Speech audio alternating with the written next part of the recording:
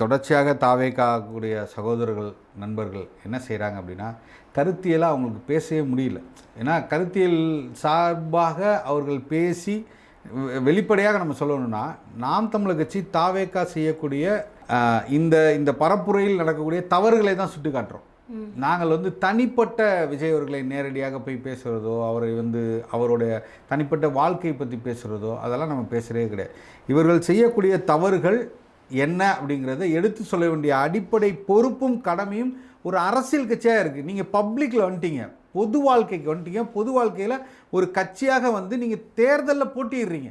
அப்போ நீங்கள் செய்யக்கூடிய விஷயங்களை ஒரு ஒரு ஊடகவியாளர் கேட்கும்போது அதற்கு பதில் சொல்லக்கூடிய இடத்திலும், மக்களிடம் அதை கொண்டு போய் எது சரி தவறுன்னு பேசக்கூடிய இடத்திலும் நாம் தமிழர் கட்சியும் இருக்குது, தாவேக்காவும் இருக்குது.